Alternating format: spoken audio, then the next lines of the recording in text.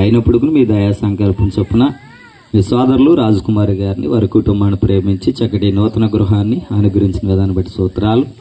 మరి ఆ గృహంలో నివసించున్నంత కాలము మీ భద్రత, మీ కాపుదల మరి ఎక్కువగా ప్రసాదించమని వచ్చిన బంధువులు, రక్త సంబంధులు, అలాగే దైవ సేవకులు జ్ఞాపకం చేసుకోమని మీ ప్రియకుమారుడు మా రక్షకుడైన యేసుక్రీస్తు వారి పేరట ఈ ప్రార్థన అడిగి వేడుకొనుచున్నాం మా ప్రియ పరలోకమందున్న మా తండ్రి, ఆమేన్. దేవుని యొక్క మాట ఒక విషయం నేను మీకు చూపించి, మనందరికి తెలుసు ఆయన సమయభావాన్ని బట్టి మనందరికి తెలుసు, ప్రభువైన యేసుక్రీస్తు వారు ఈ లోకంలో ఉండగా ఒక ఉన్నతమైన విషయము ఆయన తెలియజేస్తున్నారు. మత్తయి సువార్త 7వ అధ్యాయము, మత్తయి సువార్త 7వ అధ్యాయము. ఎందుకు అన్నట్లయితే ఈ లోకంలో మనందరికి తెలుసు, మొట్టమొదటిగా దేవుడు ఆది యందు భూమి ఆకాశములను సృజించాను, భూమి నిరాకారముగాను శూన్యముగాను ఉంది.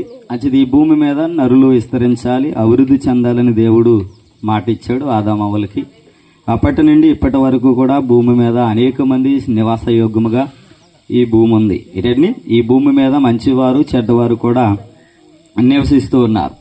అది దాన్ని నివసించే వారికి ఏం కావాలంటే ఒక నివాసం కావాలి. ఒకవేళ పక్షులు ప్రాణులు అయితే అవి గూళ్ళ మీద నివాసం ఉంటాయి, చెట్ల మీద గూళ్ళు కట్టుకుని ఆ గూళ్ళలో అవి నివాసం ఉంటాయి. కానీ మనుషుడు నివాసం ఉండాలి అంటే వానికి ఒక గృహము అనేది కావాలని మహోన్నతుడిని దేవుడు ఎరిగినవాడు కాబట్టి అన్ని వసతులు కూడా మహోన్నతుడిని దేవుడు మానవుడికి ఇచ్చినట్లుగా మనం చూస్తున్నాం. అంటే ఈ నివాసము కట్టడం విషయంలోను, నివాసంలో ఉండడం విషయంలోను ప్రభువైన యేసుక్రీస్తు వారు ఈ లోకంలో ఉండగా ఆయన ఒక గొప్ప విషయం తెలియజేస్తున్నారు. ఏమని మనం ఆలోచింపచేసినట్లయితే మత్తయి సువార్త 7వ అధ్యాయము ఒక చాలా గొప్ప సంగతి ఇక్కడ రాయబడింది. మనం చూసినట్లయితే 24వ వచనం, మత్తయి సువార్త 7వ అధ్యాయము 24వ వచనం. కాబట్టి అంటే ప్రభువైన యేసుక్రీస్తు వారు అనగా అక్కడ అపోస్తులతో అవ్వచ్చు, లేదా యూదులతో అవ్వచ్చు, ఆయన లేదా అక్కడ ఉన్న జన సమూహంతో అవ్వచ్చు మాట. ఈ విషయాలు ఆయన తెలియజేస్తున్నారు. ఏమని, కాబట్టి నా మాటలు విని వాటి చెప్పును చెయ్యు ప్రతివాడును బండ మీద తన ఇల్లు కట్టుకుని బుద్ధిమంతుని పోలి ఉన్నాడు. అంటే ఒక వ్యక్తి ఇల్లు కట్టాలంటే ఏంటి, ఎక్కడ కట్టాలట? బుద్ధివంతుడు ఎక్కడ కట్టుకుంటాడటని బండ మీద ఇల్లు కట్టుకుంటాడు. సాధారణంగా ఇప్పుడైతే మనకి ఇటుకని, ఇసుకని, రాయని ఇవన్నీ వచ్చినాయి. పూర్వము ఏమి లేవు. అప్పుడు ఎక్కడో తాడి చెట్టు రైతులను అడిగేవారు. ఆ తాడి చెట్టు వాసాలు కోయించుకుని ఆ తాడి చెట్టు ఒక దూలం నిలబెట్టి దానికి ఈ యొక్క కమ్ములు వేసేవాళ్ళు. ఆ పట్టులు వేసుకుని తాటికి కుట్టుకునేవాళ్ళం. అచేత ఆ నివాసములు ఉన్నంత వరకు కూడా మనం ఎలా ఉండేవాళ్ళం అంటే భయంగా ఉండేవాళ్ళం. ఎందుకు భయం అన్నట్లయితే గాలి వచ్చినా వాన వచ్చినా పిల్లల్ని తీసుకుని ఎక్కడికి వెళ్ళాలో తెలియని అవకాశం. ఇప్పుడు ఎన్నో పిల్లలకి తెలియదు, కానీ పూర్వీకులు మన పెద్దవారు చూసినట్లయితే సరిగా వర్షం పడినా మబ్బు పట్టినా భయం వేసేది. ఎందుకంటే ఆకులు ఎగిరిపోతాయో తెలియదు ఆ అంచేత ఎక్కడ నీళ్లు పడతాయా పిల్లల మీద ఇబ్బంది అవుతుందని పెద్దవారు చాలా భయంగా ఉండేవారు. కానీ ఇప్పుడు మహోన్నతుడైన దేవుని కృపను బట్టి ప్రతి ఒక్కరు కూడా చక్కగా నివాసాలు కట్టుకుంటున్నారు. మంచిదే. ఈ కట్టుకునేటప్పుడు ఆ వ్యక్తి ఏం చేయాలట, బండ మీద తన ఇల్లు కట్టుకున్న బుద్ధిమంతుని పోలి ఉండ. అంటే బుద్ధిమంతుడు ఎక్కడ కడతాడో, బుద్ధిహీనుడు ఎక్కడ కడతాడో కూడా ప్రభువైన యేసుక్రీస్తు వారు ఈ లోకంలో ఉండగా చెప్పారు. అంటే అది దేని గురించి అంటే సాధారణంగా ఇళ్ళని గురించి కాదు, కానీ వారు కలిగి ఉన్న విశ్వాసముని గురించి ప్రభువు అక్కడ మాట్లాడుతున్నాడు. ఏంటంటే ఇప్పుడు ఇల్లు ఇలా కట్టండి అలా కట్టండి ఎవరో చెప్పక్కర్లేదు.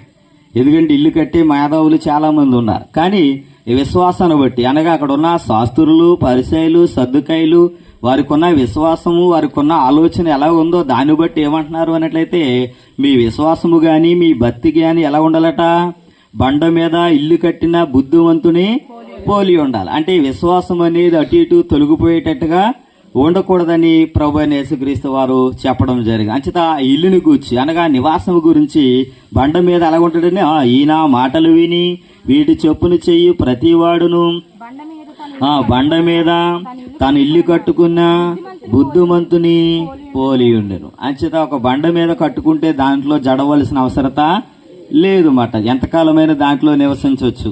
ఏంటంటే అది బండ మీద ఉంది గనక. ఒకవేళ ఇసుకలోను లేదా ఎక్కడైనా పల్లాన అప్పుడు ఏది పల్లాన కట్టేవేటి ఇల్లు మెరకను కట్టుకోవచ్చు కదా అనే పరిస్థితులు కూడా మనం చూస్తాం. అంటే మెరకను కట్టుకుంటే ఒకలాగున, పల్లాను కట్టుకుంటే మరి ఒకలాగున ఏంటి మాట్లాడే వాళ్ళు చాలా మంది. అంటే బండ మీద ఇల్లు కట్టడం అనేది చాలా గొప్ప ఆలోచన. అంటే బండ మీద ఇల్లు ఎప్పుడైతే కట్టుకున్నామో అది చాలా బలంగా ఉంటది. దాంట్లో ఉన్నంతకాలం ఏం చేయక్కర్లేదని జడవక్కర్లేదు. కానీ ఇసుక మీద ఇల్లు కట్టినట్లయితే జడుతూ ఉండవలసిన అవసరత ఉంది. ఈ నివాసం గురించి అపోస్తలుడైన పౌలు గారు ఆ యొక్క కొరింథీలో ఉన్న సంఘంతో ఒక ఉన్నతమైన విషయాన్ని తెలియజేస్తున్నాడు. చూడండి, కొరింథీలకు రాసిన మొదటి పత్రిక 2వ పత్రిక 5వ అధ్యాయము 1వ వచనం. 2వ కొరింథీలకు రాసిన పత్రిక భూమి మీద ఏంటంటే భూమి మీద మన గుడారమైన ఏంటంటే అంటే భూమి మీద ప్రతి ఒక్కరికి ఏముందండి ఒక నివాసం ఉంది. ఆయన చేత నివాసం ఉంటే ఎవరైనా మన పిల్లనివ్వాలన్నా లేదా వాళ్ళ పిల్లోడిని మన ఇంటికి తెచ్చుకోవాలన్నా మనం ఏమంటాం? ఏమైనా ఇల్లు ఉందా అంటాం. అంటే ఇల్లు ఎందుకు అవసరం? ఒక నివసించడానికి. ఏంటంటే ఒక నివసించడానికి ఒక వ్యక్తికి ఏం కావాలంటే ఒక నివాసము కావాలి. నేనున్నాను, బట్టలు ఉన్నాయి, బంగారం ఉంటే సరిపోదు. ఉండడానికి ఏముండాలి? ఒక నివాసం ఉండాలి. అంచేత ఈ నివాసం అనేది ప్రభు అక్కడ అపోస్తలుడైన పౌలు గారు ఏం తెలియజేస్తున్నారంటే ఒక గొప్ప విషయం అక్కడ తెలియజేస్తున్నారు. అంటే ఇది కొరింథీలో ఉన్న సంఘానికే కాదు, మానవ జాతికి అంతటికి కూడా ఈ విషయం తెలియజేస్తున్నారు. ఏమంటున్నారో చూడండి, భూమి మీద మన గుడారమైన ఈ నివాసము అంటే ఈ నివాసం ఏమవుతుందండి?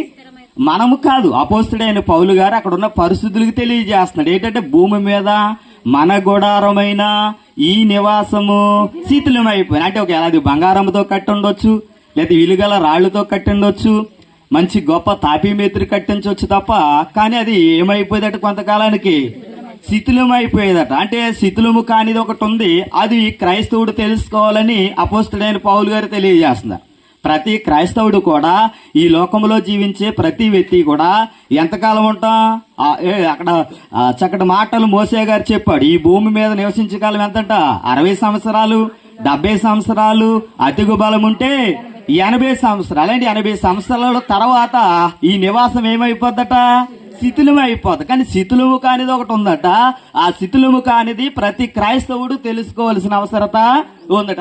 అందుకని అపోస్తలుడైన పౌలు గారు అక్కడ ఒక విషయం తెలియజేస్తున్నాడు. చూడ, భూమి మీద మన గుడారమైన ఈ నివాసము శిథిలమైపోయినను ఏంటండి? చేతి పని కాక. అంటే ఇది ఎవరి పని అటండి? ఇప్పుడు మనకు కనపడుతుందే, అది ఎవరి పని అటండి? చేతి పని. ఈ చేతి పని ఏమవుతుందటండి? కొంతకాలం ఉంటది, తర్వాత ఉండదు. కానీ చేతి పని కానిది ఒకటి ఉందట. మీరు అంటున్నారండి, అందరికి అర్థమవుతుందా? అంటే చేతి పని కానిది ఒకటి ఉందట. ఆ చేతి పని కానిది ఏంటి? ఒక నివాసం కట్టబడి ఉందట. అది మనుషుల చేతతో కట్టబడినది కాదు, గాని దేవుని ఏంటి చేతులతో కట్టబడినది కాక దేవుని చేత కట్టబడినదా నిత్యమైన నివాసము. అది నిత్యమైన నివాసం ఎక్కడ ఉందండి? పరలోకమందు ఉంది. అంటే అది మనుషులు కట్టింది కాదు, దేవుడే కట్టాడట. దాన్ని ఎలా కట్టాడటండి? చేతులతో కాదు. మరి ఎలా కట్టాడు? ఆ ఒక్క విషయం నేను చూపించి నేను ముగిస్తా. అంటే చేతులతో కట్టిందేమో 60 సంవత్సరాలు ఉంటుంది, చేతులతో కట్టింది 70 సంవత్సరాలు ఉంటుంది, చేతులతో కట్టింది 90 సంవత్సరాలు ఉంటుంది. కానీ మహోన్నతుడైన దేవుని కట్టినది ఈ భూమి ఆకాశం ఉన్నా లేకపోయినా ఆయన నివాసము అలాగుంటదండి. అందుకనే అపోస్తలుడైన పౌలు గారు ఎఫెసీయులకు రాసిన పత్రిక 2వ అధ్యాయము 19వ వచనంలో ఆ గొప్ప విషయం రాయబడి ఉంది. చూడండి, ఎఫెసీయులకు రాసిన పత్రిక 2వ అధ్యాయము 19వ వచనం. కాబట్టి మీరు ఇక మీదట పరజనులను పరదేశులునై ఉండక. ఏంటంటే అంటే నివాసం లేని వారు ఎలా ఉన్నారు? పరజనులుగాను పరదేశులుగాను. ఇప్పుడు సాధారణంగా రాజకుమారు ఎక్కడ కష్టపడినా సాయంకాలం ఎక్కడికి వస్తాడు? ఇంటికి వస్తాడు. ఆయన గాని, ఆయన భార్య గాని, ఆయన బిడ్డలు గాని ఎక్కడికి వస్తారు? ఇంటికి వస్తారు. ఎందుకు ఇంటికి వస్తారంటే ఆయనకు ఒక నివాసం ఉంది. ఏముందండి? ఆయనకు ఒక నివాసము ఉంది. ఇప్పుడు నేను కూడా ఎక్కడో ఆ తణుకు నుంచి వచ్చాను, మళ్ళీ నేను ఎక్కడికి వెళ్ళిపోతానంటే నా ఇంటికి నేను ఎందుకు వెళ్ళిపోతానంటే అక్కడ నా నివాసము ఉంది. నేను అక్కడో కంచోపు మాపు ఒక చోట నిద్రపోయి మరొక చోట నిద్రపోయి వెళ్ళనమాట. నేను ఎక్కడికి వెళ్ళిపోయి నిద్రపోతానంటే నా గృహానికి వెళ్ళిపోయి నేను నిద్రపోతూ ఉంటాను. అంటే అందుకని ఇక్కడ ఏమని తెలియజేస్తున్నారు చూడరా. కాబట్టి మీరిక పరజనులను పరదేశులునై ఉండక పరిశుద్ధులతో ఏంటంటే అంటే ఆ నివాసంలో నివసించేవారు ఎవరటండి? పరిశుద్ధులు. ఎవరటండి? అంటే దేవుని యొక్క నివాసములో అనగా దేవుని యొక్క ఇంటిలో నివసించేవారు ఎవరటండి? పరిశుద్ధులు. అంటే పరిశుద్ధుల కొరకు పరమాత్ముడు ఒక నివాసం కట్టాడట. ఇవి అర్థమవుతుందండి? పరిశుద్ధుల కొరకు పరమాత్ముడు ఈ లోకంలో ఏం కట్టాడటండి?